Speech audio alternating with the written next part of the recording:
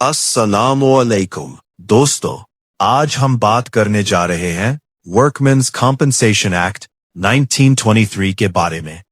एक ऐसा लॉ जो हर वर्कर के लिए बहुत इंपॉर्टेंट है। सबसे पहले समझते हैं कि इस एक्ट का पर्पस क्या है। इस लॉ का बेसिक मकसद ये है कि अगर कोई वर्कर अपनी जॉब के दौरान इंजर्ड हो जाए या उसकी डेथ हो जाए तो एम्प्लॉयर उसे या उसके फैमिली को कॉम्पनसेशन दे। इस एक्ट का सबसे इंपॉर्टेंट कॉन्सेप्ट है नो फॉल्ट लायबिलिटी। इसका मतलब यह है कि चाहे एम्प्लॉयर की गलती हो या ना हो, अगर इंजरी जॉब की वजह से हुई है तो कॉम्पनसेशन देना जरूरी है। अब बात करते हैं कि वर्कमैन कौन होता है। वर्कमैन में factory workers, drivers, construction workers, mine workers, railway staff और बहुत से दूसरे लोग इंक्लूड होते हैं। सिंपल वर्ड्स में, जो लोग फिजिकल या टेक्निकल काम करते हैं वो इस एक्ट के अंदर आते हैं।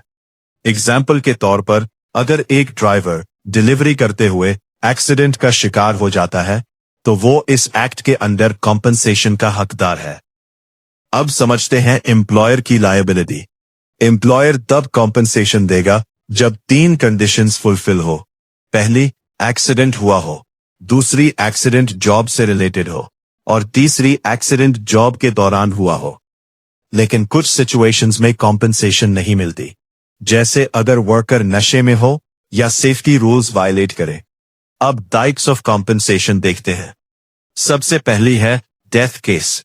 अगर वर्कर की डेथ हो जाए तो कॉम्पनसेशन उसके डिपेंडेंट्स को मिलती है, जैसे बीवी और बच्चे। दूसरी है परमानेंट टोटल डिसेबलमेंट। इसका मतलब है कि वर्कर पूरी तरह से काम के काबिल नहीं रहता, जैसे दोनों हाथ का लॉस या कंप्लीट ब्लाइंडनेस। तीसरी है परमानेंट पार्शियल डिसेबलमेंट। इसमें वर्कर कुछ हद तक काम कर सकता है लेकिन उसकी अर्निंग कैपेसिटी कम हो जाती है, जैसे एक आंख का लॉस या उंगलियां कट जाना। चौथी है टेम्पररी डिसेबलमेंट। इसमें वर्कर कुछ अरसे के लिए काम नहीं कर सकता, जैसे फ्रैक्चर हो जाना। अब कॉम्पनसेशन कैलकुलेट कैसे होती है। टेम्पररी डिसेबलमेंट में आमतौर पर वर्कर को उसकी सैलरी का आधा हिस्सा मिलता है। एग्जाम्पल ले, अगर किसी की सैलरी 30,000 है तो उसे 15,000 मिलेगा जब तक वो काम नहीं कर सकता। अब नोटिस और क्लेम की बात करते हैं। वर्कर को एम्प्लॉयर को एक्सीडेंट का नोटिस देना होता है और क्लेम फाइल करना होता है।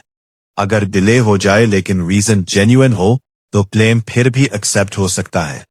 अब सबसे इंपॉर्टेंट रोल है कमिश्नर का। कमिश्नर वो अथॉरिटी है जो डिस्प्यूट्स डिसाइड करता है, कॉम्पनसेशन फिक्स करता है और उसके पास सिविल कोर्ट जैसी पावर्स होती है। और याद रखें, सिविल कोर्ट इस मैटर में इंटरफियर नहीं कर सकती।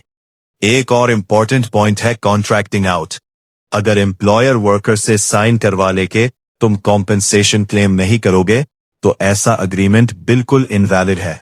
अग्रीमेंट्स की बात करें तो अगर एम्प्लॉयर और वर्कर आपस में कॉम्पनसेशन डिसाइड कर लें तो उसे कमिश्नर के पास रजिस्टर करवाना जरूरी होता है।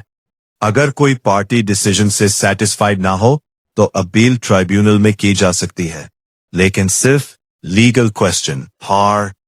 अगर एम्प्लॉयर पेमेंट नहीं करता तो गवर्नमेंट उससे जबरदस्ती रिकवरी कर सकती है, जैसे प्रॉपर्टी अटैच करना।